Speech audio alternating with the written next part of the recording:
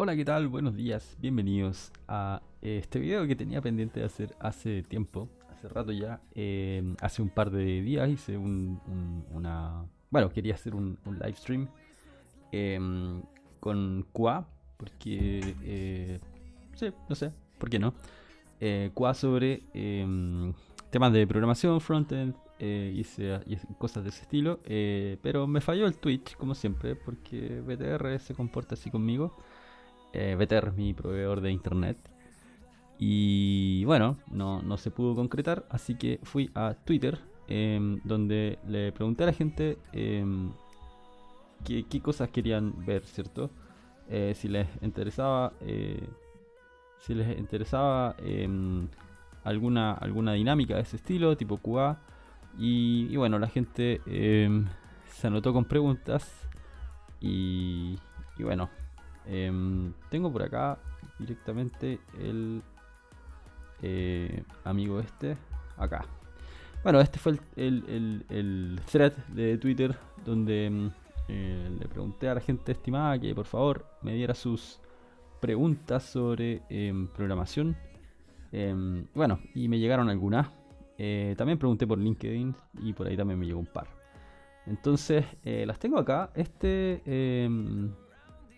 Este documento de Notion probablemente lo voy a hacer público. Y si es que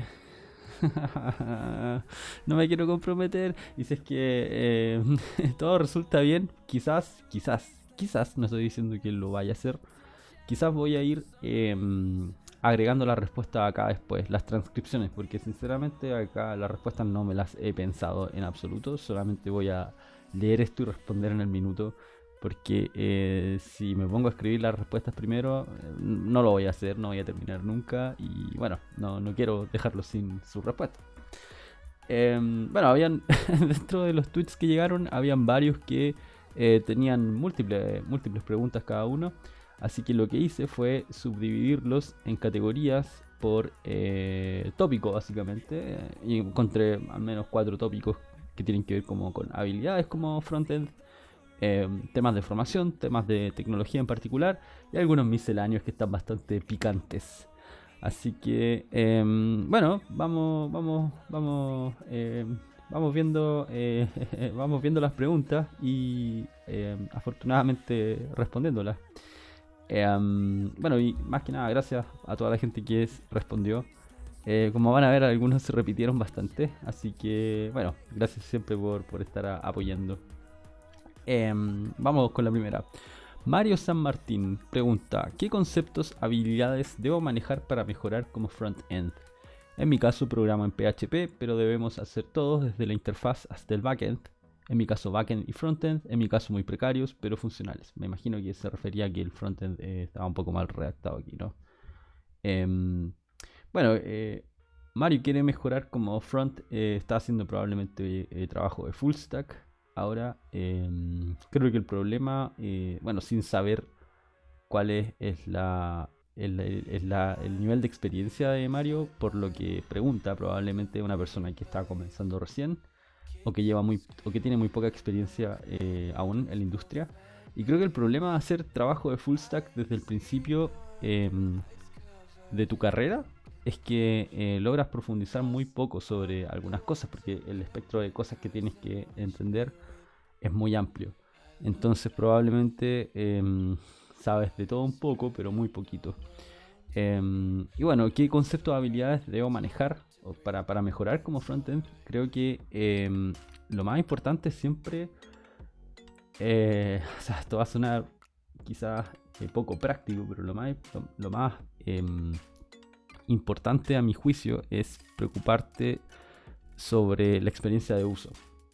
Y sobre la experiencia de uso me refiero a cosas como finalmente cómo el usuario termina usando un producto, cómo el usuario utiliza un feature, como claro, o sea, más que llevarlo a cosas como hagamos, no sé, test A/B y ver cómo funciona un feature mejor, es finalmente cosas más prácticas. Se entiende básicamente cómo funciona esto, porque uno cuando implementa algo de repente tiene muchas o no tiene una guía clara de cómo implementar algo o cómo tiene que ser la experiencia final, asume muchas cosas.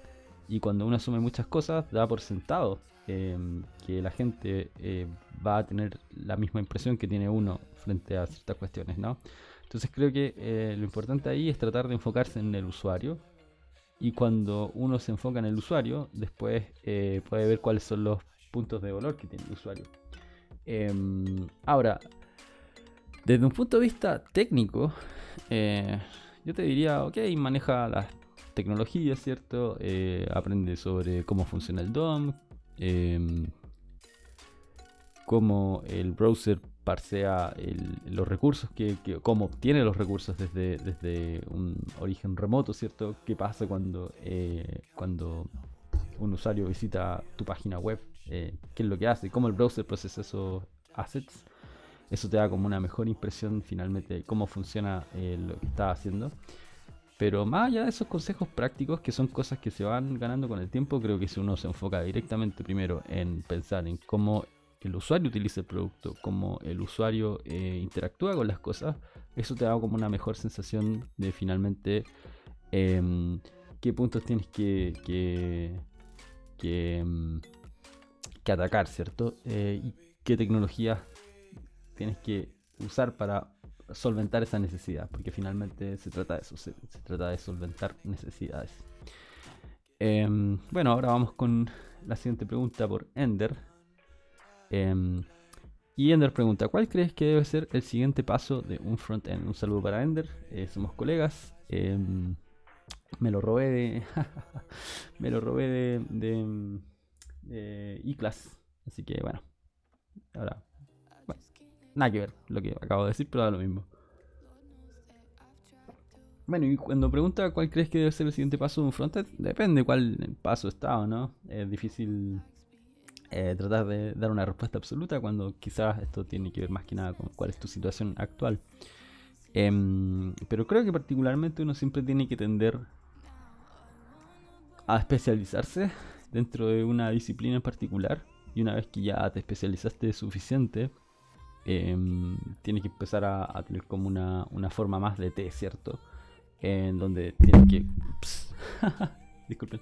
Tienes que ampliar tu conocimiento horizontal porque ya tienes mucho conocimiento vertical en una dimensión. Creo que esa es como más o menos una buena forma de desarrollarse. Empezar a conocer conceptos más generales que pueden aplicar a no solo frontend, sino que a backend, desarrollo mobile, data science o lo que sea. No significa que uno vaya a tener que aprender TensorFlow con esto. No quiero que lo enfoquemos en una tecnología o en una herramienta en particular, sino que en habilidades que en el fondo te ayuden a entender mejor cómo funciona el ecosistema en total, no solo como el pedacito que estamos nosotros manejando. Sí, creo que eso sería. Bueno, primero profundizar dentro de la propia disciplina. Una vez que uno alcanza un nivel como de proficiencia o de mastery, ampliar tu horizonte, empezar a entender cosas nuevas, ver cómo lo hacen al lado, ¿cierto? O qué están haciendo nuestros colegas que no trabajan en frontend, que hacen backend o qué sé yo. Y al final todo ese conocimiento extra te da también, te hace mejor a ti como frontend en lo que haces. Bueno, en el área de formación era donde más habían preguntas, así que esperemos a que cargue esto. José Lastra hizo un montón de preguntas, así que espero respondérselas todas. Gracias, José. Probablemente estas que están en inglés las reutilizó de otro QA que le hizo a alguna otra persona. Porque no tiene sentido que mande cosas en inglés. José, por favor, ubícate. Ok, pregunta, ¿cómo me enseñé yo a ser un ingeniero de software si acaso tomé clases en línea? Esto lo conté en un podcast al que me invitó Matías Hernández, Café con Tech. Voy a poner el link en la descripción del episodio, donde cuento un poco más o menos cómo me convertí en ingeniero de software. Fue, haciendo un resumen bien corto, fue básicamente suerte. Fue suerte porque mi hermano estaba trabajando en una startup, necesitaba a alguien que se encargara del frontend y yo justo entraba a estudiar diseño gráfico. Entonces él dijo, bueno, probablemente todos los diseñadores gráficos terminan como diseñadores web, o gran parte de ellos terminan en eso. Y me dijo, bueno, ¿por qué no aprendes HTML, CSS, JavaScript y te vienes a trabajar conmigo mientras estaba estudiando? Porque yo cuando estaba estudiando en la universidad trabajaba como garzón en un restaurante. Ruby Tuesday, Parque Arauco. Lo odio. Así que ahí fue mi inicio como de mi carrera como ingeniero de software. Y no tomé clases formales en línea, pero sí vi muchos cursos, leer mucha documentación. Pero yo creo que lo más importante fue, bueno, no de lo más importante, o sea, sí, una de las cosas más importantes fue, uno, haber tenido trabajo desde el día uno, o sea, yo aprendí trabajando. Lo que yo creo que me dio como un pedazo de testear, de probar la realidad enseguida. Y lo otro es que siempre seguir progresando, progresando, progresando, progresando. Ver dónde están tus debilidades y atacarlas. Ok. ¿Cuál ha sido tu curso preferido sobre programación o frontend? Pregunta José. Igual. Creo que yo no soy mucho de leer libros porque me aburro. Me aburro mucho leyendo. Prefiero estar haciendo otras cosas. Prefiero consumir. Creo que no es que me aburra leer, es que prefiero consumir información de otra forma, ya sea mirando, auditivo. No retengo mucho cuando leo. Retengo mucho más cuando escucho o cuando miro, porque tengo mucha memoria visual. Entonces, libros, lamentablemente no he leído tantos. Sí leí probablemente esta serie de Kyle Simpson, You Don't Know JS, la leí entera. Pero la leí porque en ese tiempo usaba mucho transporte público, entonces siempre tenía como media hora de ida, media hora de vuelta para leer. Entonces al final leía una hora al día. Leía el libro en el metro o en la micro o donde fuera. Ese libro sí, esa serie de libros sí, como que amplió mucho mi conocimiento de JavaScript. Creo que sí fue una serie que le recomiendo a cualquier persona que quiera ahondar en cosas de JavaScript, independiente que ya tenga un par de años ese libro, que creo que salió por ahí por el 2015. Independiente que ya tenga un par de años, o sea, te da como todo el conocimiento base que uno necesita. Y un poco más. Porque los últimos años, como que desde que salió ES5, o sea, digo ES 2015, ha sido como, ok, un par de features más, un poquito de azúcar sintáctica por aquí, pero nada que no se abarque en ese libro en particular. Y curso, creo que le tengo un poco de nostalgia a un curso de Todd Moto de Ultimate Angular. Fue un curso con el que aprendí Angular, Angular 2, y sí, o sea, creo que fue un curso que me sirvió mucho para poder hacer mi trabajo en aquel entonces. Así que le tengo mucho cariño. Pero más que nada por un tema de nostalgia. O sea, el curso era muy bueno. Probablemente sigue siendo bueno porque siempre actualiza todo Moto. Y sí, eso. Ender pregunta nuevamente, ¿qué temas estás estudiando o aprendiendo actualmente? Ahora, creo que ninguno en particular. Me da que soy súper poco constante hoy en día con mi aprendizaje continuo. Hubo un tiempo que fue como un lapso de 1 año y medio, yo creo, o 2 años, donde fui muy constante con ello. Creo que ahí progresé mucho, y me puse a la par en varias cosas en las que yo me sentía que estaba flojo, me sentía sin mucha confianza. Así que eso. Pero lo que sí he estado leyendo y he estado informándome últimamente es microservicios.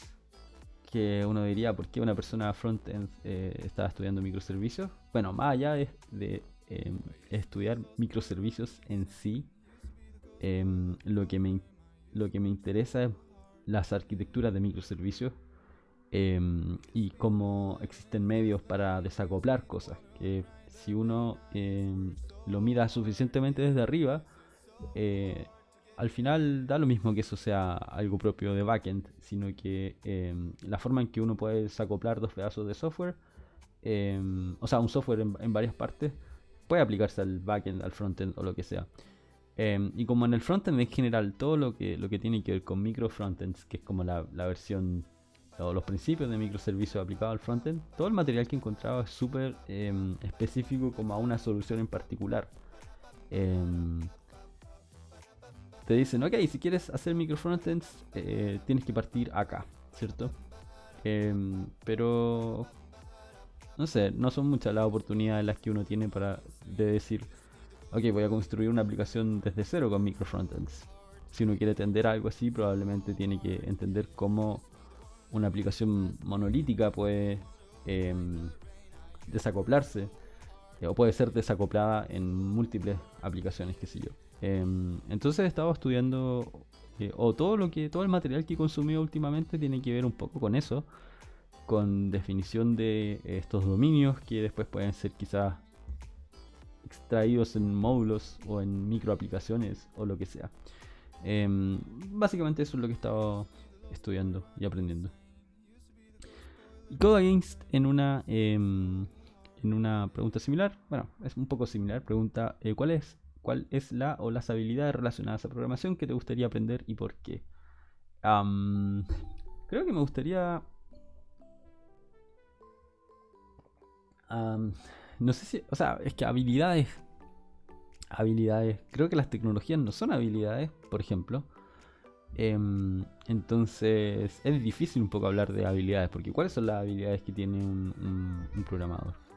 Es una persona analítica, es una persona que puede cuestionar cosas, em, y así, y así, y así, y así más. Entonces, más que habilidades, es un poco, me cuesta un poco pensar en qué habilidades me gustaría aprender. Que quizá habilidades que no tengo, porque también tengo que entender que claro, o sea, por ejemplo, porque capacidad para abstraer ya tengo. em, Evaluación de problemas quizás sí tengo. O sea, sí tengo. Cómo estimar también, pese a que estimo mal. Pero ahora, si hablamos de algo en particular, como quizá una tecnología o algo así, creo que me gustaría mucho saber de Docker y Kubernetes y todo ese mundo de infraestructura que me es totalmente es como una caja negra para mí. Me gustaría tener mucho más dominio en ese aspecto porque es como que en el fondo hoy en día no sé, es como que si digo ya, ok, quiero instalar Postgres en mi máquina, se siente un poco sucio hacerlo directamente en la máquina. Digo, bueno, ¿por qué mejor no levanto una imagen de Docker? Pero finalmente todo el tema de infraestructura me da un poco de flojera igual verlo por mi lado. Entonces creo que sí. Disculpa por responder tan mal esa pregunta. Pasemos al siguiente tema que es tecnologías. José Lastra de nuevo se nota con un par de preguntas. Pero vamos para allá. Gracias José por todas las preguntas y por hacer de este QA una realidad. Porque me presionó, me dijo, oye, ¿cuándo va a estar el QA listo? Y yo le dije, amigo, tienes razón, se me había olvidado. Lo voy a hacer mañana, y mañana es hoy. José pregunta, ¿cuál es tu enfoque preferido para manejar el estado de tus aplicaciones en React? Y no voy a decir que depende, pero sí depende. Pero a mí particularmente lo que más creo que ofrece ventaja es un paradigma tipo multistore. Multistore con actualizaciones indirectas. ¿A qué me refiero con esto? Por ejemplo, React, Redux tiene es un solo store. Está todo dentro de ese mismo store.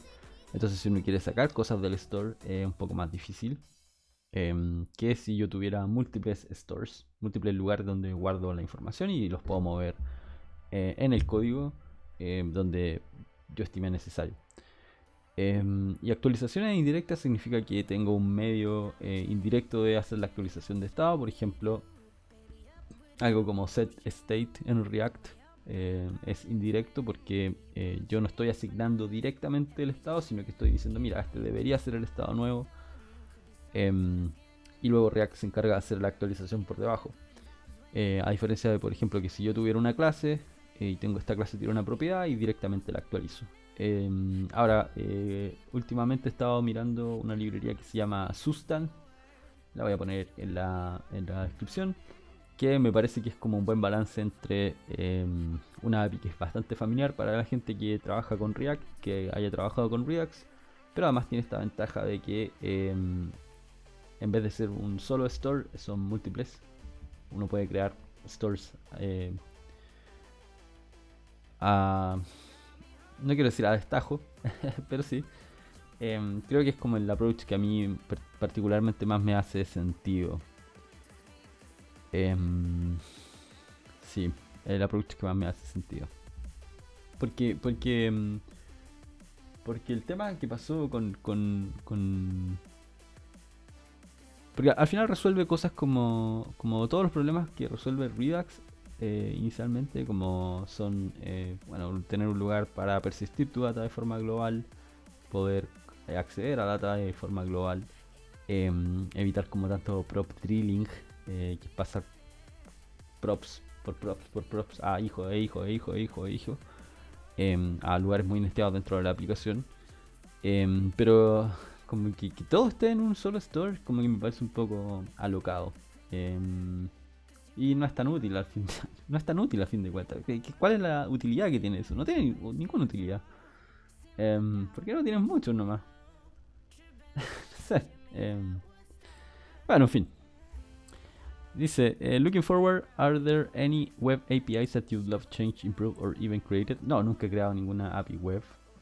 ¿Qué me gustaría a mí que mejoren en temas de API web? Promesas.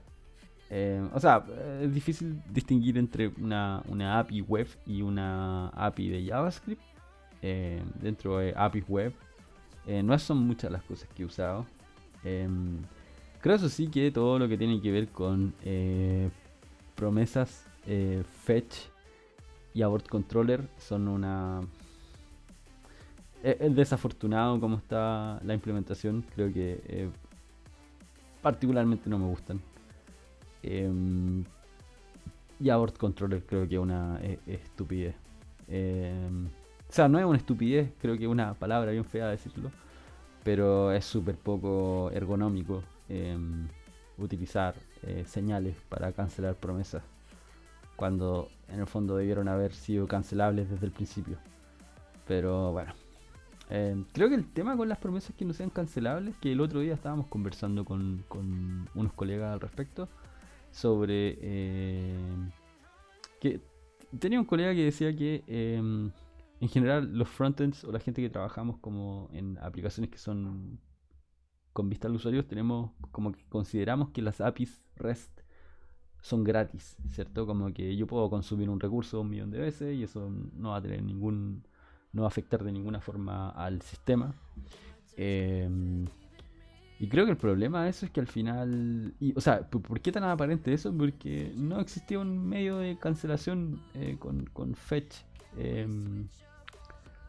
No quiero culparlo solo a Fetch, pero en las promesas en general no hay una forma de cancelación. Entonces tú solo ignoras, ¿cierto? Puedes ignorar, pero el request siempre se completa. O sea, si tienes una promesa que hace un request, independiente de si te interesa el resultado o no, eso se va a completar siempre.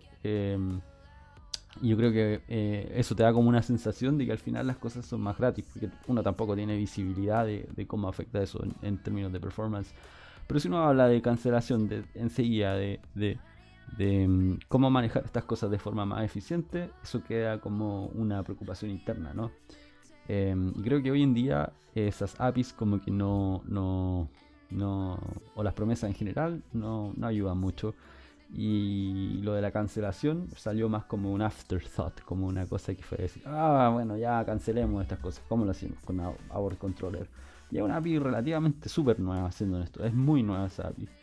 Entonces al final, y las promesas tienen años ya, entonces al final es como, sí, creo que si pudiera haber como un redo o como cómo rehacemos esto, a mí me gustaría que eso cambiara.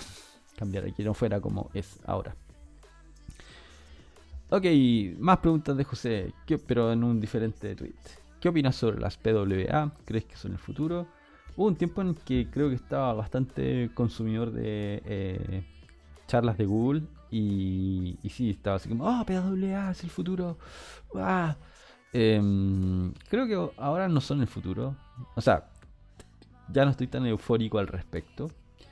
Lamentablemente nunca he tenido la chance de trabajar con una PWA exhaustivamente o extensivamente como para saber cuáles son las cosas malas finalmente que tienen o los problemas de uso que presentan al momento de desarrollar una. Em, el tema es que, bueno, a salvo lo que, o sea, además de lo que dice todo el mundo, que es como de repente tiene un service worker que está malo porque la invalidación del caché simplemente no funciona y tiene una página que está ahí pegada en un tiempo que no se va a actualizar nunca. Em, creo que las PWA no son el futuro. Em, o sea, quiero creer que quiero creer que sí. Quiero creer que sí, pero pero ¿qué diferencia, por ejemplo, una PWA de una aplicación hecha con Electron? ¿No? O sea, siempre nos quejamos de cuán intensivo en recursos son cosas como VS Code. Siendo que VS Code no es tan intensivo en recursos porque hay un equipo muy capo detrás de mucha gente que probablemente la hace como cada vez más optimiza como ese estúpido Electron. Em, y después, más encima, estamos hablando de PWA, que es básicamente tener un browser que sea una aplicación que intentes utilizar como una aplicación nativa. Em, no sé, a mí me da un poco de... Todo el tema de Electron no me gusta. Una PWA casi como un Electron Lightweight, porque básicamente vaya a tener ahí tu browser, que en la mayoría de los casos va a ser Chrome. Em, entonces no sé. Probablemente sí se va a usar más. Pero no sé, sinceramente no tengo una opinión muy grande al respecto. Lo que sí siento es que todas estas tecnologías de repente basadas como en el browser quedan muchas veces cortas en performance. Em, y, y bueno, para poder optimizarlas hay que hacer mucho trabajo, creo. Creo que eso sí. Y creo que cualquier persona podría estar de acuerdo conmigo que para poder optimizar una aplicación de ese estilo requiere mucho trabajo. Em, entonces no sé. Si yo estuviera usando, por ejemplo, yo trabajo en Corner Shop. Yo hice una aplicación desktop de Corner Shop que fuese la aplicación web, pero montada en un Electron. Em, no sé si me sentiría muy a gusto. Porque cuando estoy en la web digo, estoy en la web, yo sé que es la web, sé los quirks que tiene, sé qué cosa esperar o no esperar, pero cuando estoy en una aplicación de escritorio siento que necesito tener como una cosa poderosa, ¿cierto? Una bestia que esté ahí funcionando como al 100% y que mi computador no explote. Entonces, no sé, ¿son útiles? Sí, obvio. Hay modelos de negocio que se benefician o ciertos negocios que se beneficiarían de eso, sí, obvio. ¿Van a seguir creciendo con el futuro? Obvio, sí. O sea, em, pero no sé si soy tan creyente o evangelizador de, PWA, todo, no, para nada. ¿Qué es lo más y menos que te gusta del frontend? ¿Qué es lo que más? Yo redacté esto mal porque me hizo dos preguntas, así que voy a corregir. ¿Qué es lo que más te gusta del frontend? Bueno, ¿qué es lo que más y menos se entiende? ¿Te gusta del frontend? Lo que más me gusta es, eh, creo que esto o todos los frontends lo comparten, que es em, como ese feedback inmediato que te da desarrollar una aplicación frontend, una aplicación web. Uno puede hacer cosas que sean muy... Puede obtener como un feedback muy rápido. el otro día le mostré algo a mi esposa. Fue como que abrí la consola y borré como el contenido de la página y después le mostré una alerta. Y fue como que quedó así, ¿qué? O sea, ¿se puede hacer que el computador haga cosas? Sí, porque ya tenía como un par de horas. Pero me decía, ¿pero qué haces tú? Y yo digo, bueno, hago esto. Claro, eh, escribo, escribo cosas en la consola y hago que se muestren alertas. Pero finalmente, como que fue muy fácil mostrarle a ella algo concreto. Que si le hubiese dicho, no, mira, es que tengo este registro en la base de datos y lo voy a actualizar corriendo esta query de SQL. O sea, qué abstracto es eso. Creo que lo más lindo de trabajar en productos que tienen una parte visual, una parte tangible, es que uno puede básicamente mostrarlo y que obtiene un feedback muy rápido al momento de desarrollar. Lo que menos me gusta del frontend creo que es el ecosistema. Em, Creo que cada vez estoy más quemado con cosas de estilo 27.000 tecnologías que pueden hacer tu aplicación mejor. O creo que también me estoy volviendo viejo. Como que te lo juro que cada vez que me meto a mi cuenta de Twitter y veo tweets de influencers, no influencers, sí, pero gente que está como dentro del mundillo y postea cosas sobre más tecnologías y más cosas y es como, ¿podemos parar un poco? Paremos. Em, Creo que como que creo que realmente por primera vez en mi vida tengo como un poco de fatiga eh, de, de, de eso. Y no tiene que ver con JavaScript en particular, porque el mundo habla de la fatiga JavaScript. No tiene que ver con JavaScript en particular porque de hecho últimamente ya no estoy escribiendo código en mi trabajo actual, escribo muy poco código. Y el código que escribo es como muy experimental quizás, o más como para comunicar que como de implementación directa. Em, entonces creo que lo que menos me gusta del frontend en particular hoy en día es el ecosistema, como el compendio de cosas que hacen que todo sea tan volátil, em, que, em, que como que la gente todavía esté haciendo librerías de CSS en JavaScript. Es como, ¿por qué? ¿Por qué todas las semanas hacer una nueva librería de CSS en JavaScript? Es como, no hay suficiente ya. Em, ¿Y qué propósito tiene cada una de las nuevas? Entonces es como, weón, por favor, necesito algo más estable. Necesito algo en donde las cosas no cambien cada 3 meses. Em, Eso. Y creo que también todo el tooling. Me carga todo el tooling que hay en el frontend hoy en día. Em, Estábamos trabajando en un proyecto en donde tenemos que setear un montón de cosas y cada vez que quiero agregar una nueva para hacer la experiencia de desarrollo más uniforme, más estable, para evitar bugs o cosas que son netamente sanitarias, cada vez que intento extender eso resulta en un problema en donde tengo que meterme en un montón de threads de GitHub, ver qué hack extraño hay que hacer porque Babel con Jest, con esta otra cosa, con TypeScript, con bla bla bla, no, justo tienen un pequeño conflicto en ese punto, entonces hay que hacer una cuestión muy oscura que estaba escondido en una conversación, en un repo. Em, y es como, ¿en serio? ¿En serio hay que hacer esto? ¿Por qué no hay algo que simplemente funcione y te olvidas? Quiero algo que funcione y chao, y no tenga que hacer ningún truco, ninguna maraña para que eso funcione. Creo que eso es lo que me tiene más fatigado del frontend. Fuck.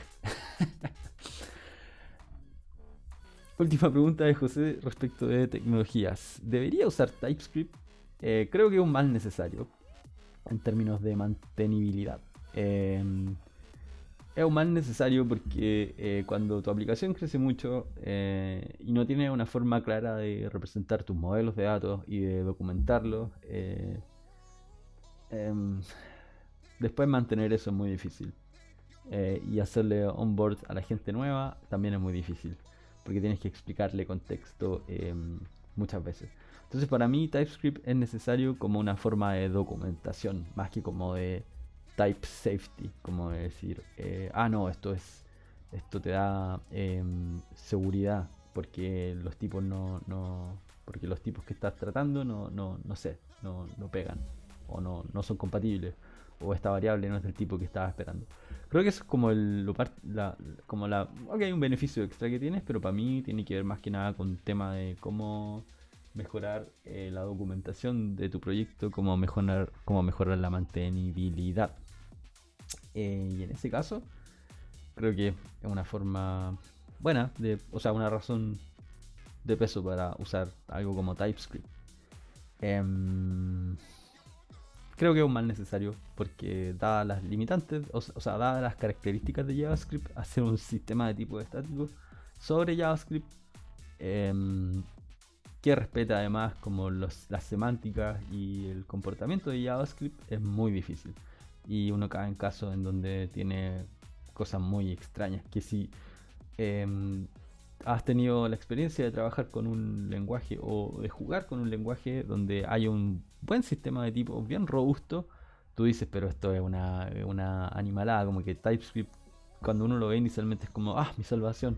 Y después uno ve cualquier otro sistema de tipos de lenguajes como lenguajes como Kotlin. Kotlin sí tiene tipos, sí. Okay. No, disculpa, lenguajes como Dart, lenguajes como F Sharp, lenguajes como Elm, como Haskell o como cualquier otro lenguaje con un buen sistema de tipo, o Rust o lo que sea.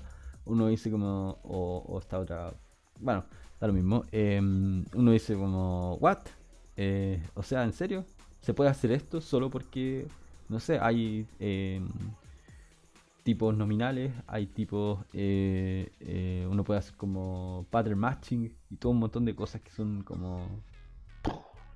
Y después vuelve a la realidad, a ver a TypeScript y es como, ok, fue un buen intento. Pero no tiene nada que ver con TypeScript, tiene que ver con JavaScript finalmente, que es una cagada para eso. Entonces, tener un buen... Creo que sí, es una buena solución para lo que hay básicamente, que es JavaScript. Ahora, el amigo Kokokov, Kokokov Combo Breaker COVID, no sé, pregunta varias cosas de tecnología. ¿jQuery debe morir? Bueno, probablemente todo va a morir, todos vamos a morir. No sé si debe, propiamente tal. Creo que el tema con jQuery es que como que nunca se modernizó, como que quedó ahí y eso. No sé si deba morir per se. Pero probablemente va a morir. Eventualmente, en algún minuto. De años quizás. No sé. ¿Crees que Bootstrap se quedó atrás? Yo creo que el problema con Bootstrap es que entre la versión 3 y la 4 se demoraron mucho tiempo en sacarla. Y eso como que perdió un poco de interés, perdió un poco de momentum. Creo que el tema también de abandonemos jQuery y vámonos por React o lo que sea. También como que le jugó en contra, y el hecho de que la gente haya empezado a preferir cosas como librerías un poco más minimalistas, que hagan un par de cosas en particular para después combinarla con otras librerías muy minimalistas y después terminar con una ensalada de mierda. ¡Ah! Estoy tan amargado. Sí, creo que eso también le llevó un poco en contra. Porque al final uno decía, bueno, ¿cómo ocupo Bootstrap con Angular 4, por ejemplo? Usa tal cosa, pero procura no usar los componentes que tienen JavaScript porque vas a tener problemas con dirty checking. O lo mismo con React. ¿Cómo ocupo esto? Bueno, puedes utilizar solo los estilos, pero procura no utilizar las cosas con jQuery porque React debería encargarse de hacer updates del DOM.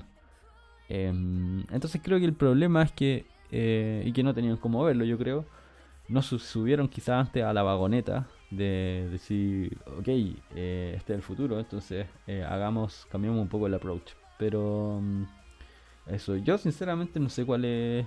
Sé que hay una versión 5 de Bootstrap que no sé si ya salió o va a salir. No sé si está en beta o en alfa o ya salió hace tiempo y estoy puro cuenteando. No sé cómo está esa versión de Bootstrap. Yo me imaginaría que debería ser algo de este estilo, ¿no? Que sea fácilmente de integrar con los frameworks que existen hoy en día. Si no, ¿cuál es la utilidad?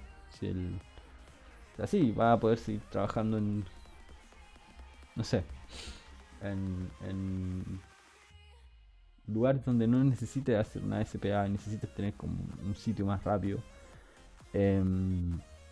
Poder maquetar un sitio más rápido, qué sé yo, pero incluso para eso ya existen cosas que son un poco más eficientes. Entonces, finalmente, no, dado como mi ignorancia respecto de cuál es el estatus actual de Bootstrap, no sabría decir que si se quedó atrás o no, pero sí mi sensación fue que la versión 4 tardó mucho en salir, como que la gente perdió interés, migró hacia otras cosas y que de querer preservar algún tipo de lugar debería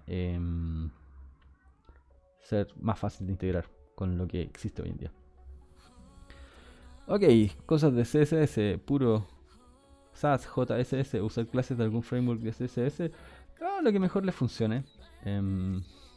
Sinceramente, como que yo uso BEM por un tema de costumbre, BEM por un tema de costumbre. Lo uso con CSS normal, a veces le meto SAS. Tengo gente que conozco o colegas que les gusta mucho el CSS en JavaScript. A mí me da lo mismo. CS Modules. O sea, creo que no hay solución perfecta. Hay gente que le gusta Tailwind, otros Style Components. Para mí, sinceramente, no hay como una. Como que todos tienen un trade-off. Todo tiene un trade-off. O sea, no hay una solución que sea perfecta y que tú digas, oh, esto soluciona todos los problemas que habían. Yo creo que aquí es más que nada como sigue tu corazón y elige lo que te haga más sentido, lo que te interese más, pero al final no te va a hacer escribir mejor o peor CSS. Va a solucionar algunos problemas. Va a solucionar algunos problemas en específico, utilizar una cosa sobre otra, pero no, independiente de la herramienta que use, siempre puede escribir mal código. Y eso es una verdad. ¿Crees que es posible obviar llamar JS a la misma vez? Sí, obvio. A mí me carga. No sé si porque estoy tan quemado o no. Me gusta lo que se puede hacer con JavaScript. No me gusta JavaScript. Pasando al siguiente punto. Sergio Zócar pregunta, ¿tu opinión sobre Vue y su ecosistema comparado con React, Angular y Svelte? Sinceramente, Sergio, lamento decirlo, pero no sé nada de Vue. Lo único que sé de Vue es que ocupa, al menos la versión 2, ocupaba estos objetos mágicos que no me gustaban mucho.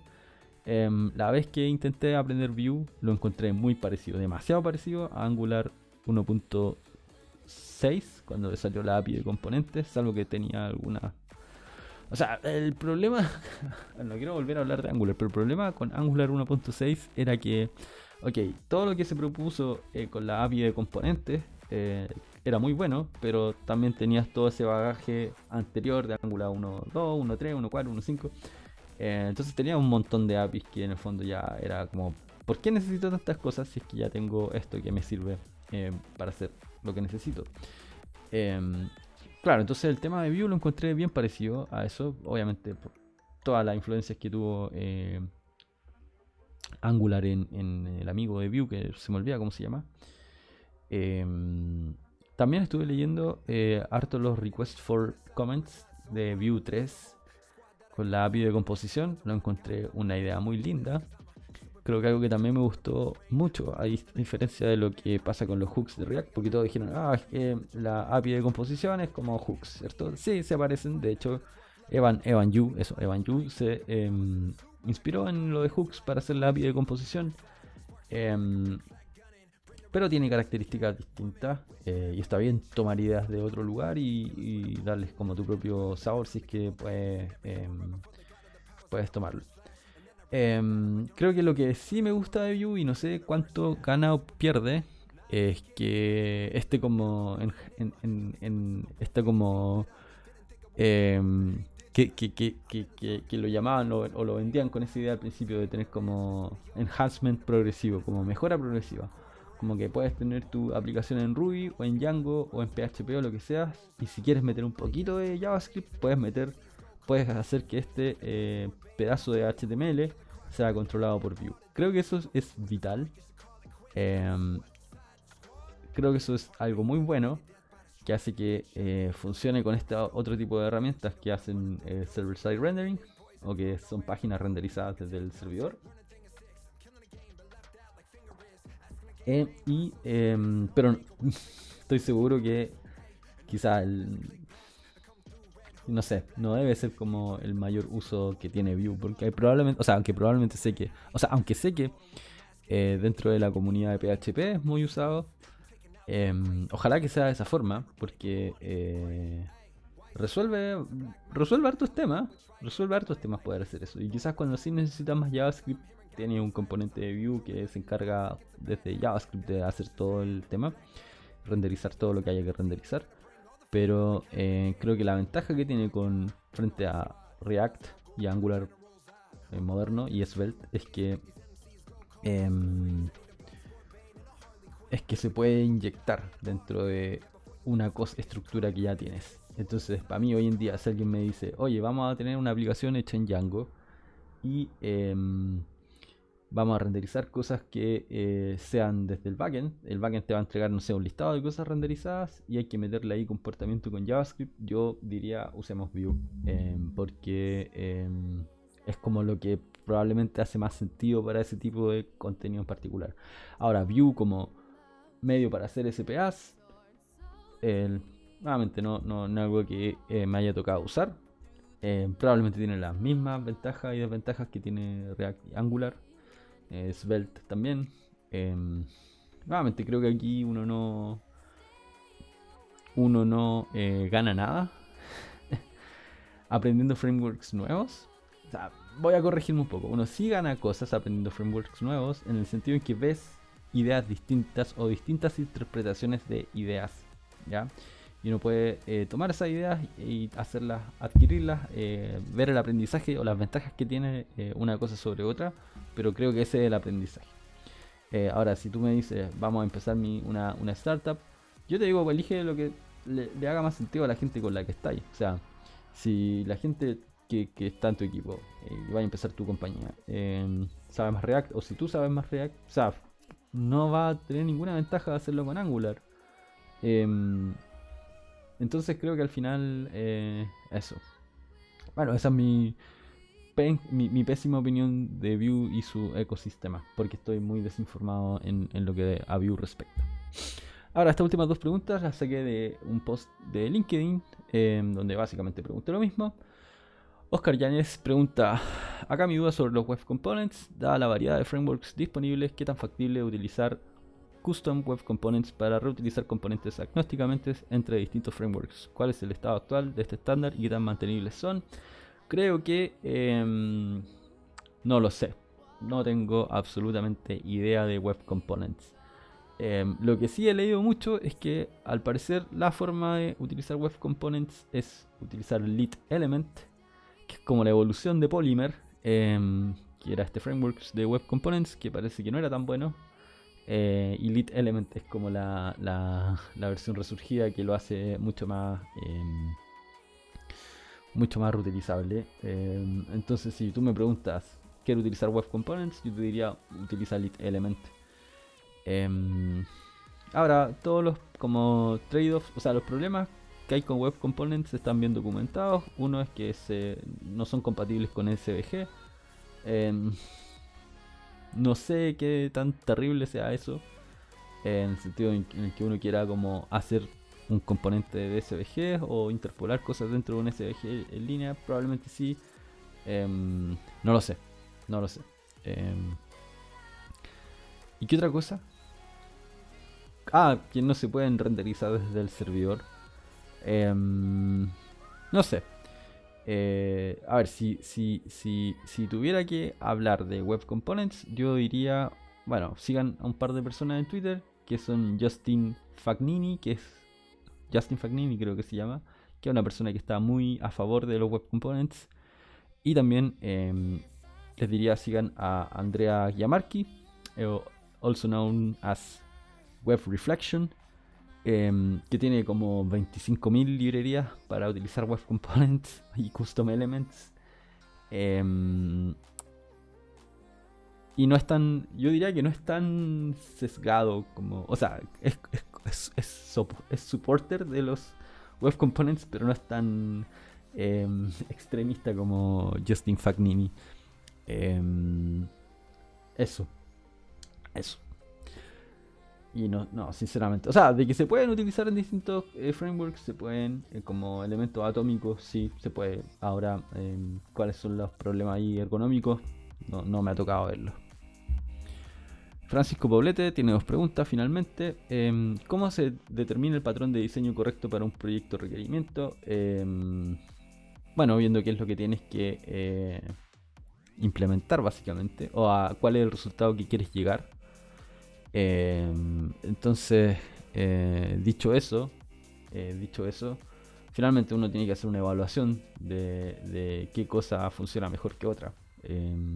Y si tiene dos formas de poder resolver algo, hacer como básicamente un listado de en qué situación uno es mejor que el otro y cuándo te conviene usar más uno que el otro. ¿Cuáles son los trade-offs? ¿Cuáles son las ganancias?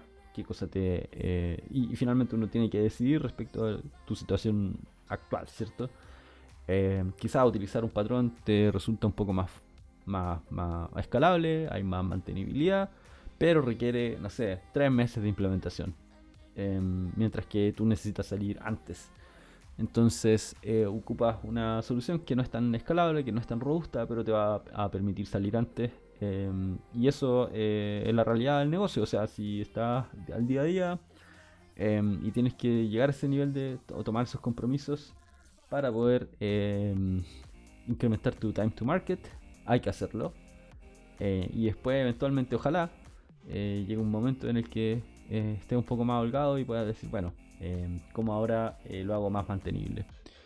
Lo ideal sería tomar la decisión que te permita hacerlo más rápido en un comienzo, documentando cuáles son los problemas que tiene y viendo una forma quizás de llegar a la solución óptima para después, cuando llegue el momento, sepas qué es lo que pasó.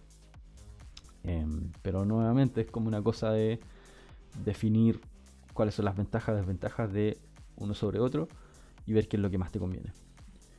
¿Qué factores se debe tomar en cuenta en caso de utilizar frameworks como React o Vue? Creo que mencioné algunas de forma implícita cuando hablé de Vue anteriormente, que tienen que ver con cuánto... o sea, en particular en React, particularmente con Angular, con Angular nuevo o Svelte o lo que sea, esto de que tienes que poder consumir todo desde JSON. Eso de repente te puede poner algunas trabas. No es tan fácil hacer convivir un framework como Ruby, como Django, o sea, como Rails, como Django o como Blade o lo que sea que se haga con estos frameworks de esa forma. Y bueno, ya para cerrar, porque me tengo que ir. Misceláneo Jorge Puñán pregunta ¿por qué eres tan guapo? Y yo le digo, bueno, Jorgito, se nace, no se hace. Así que eso fue todo. Gracias por haber estado acá, por acompañarme. Espero que no haya sido una hora mía, 53 minutos, hablando cosas. Es como mucha luz ya, ¿no? Sí. Así que bueno, quizás esto se repita en algún momento. Y muchas gracias por mirar, por escuchar y adiós.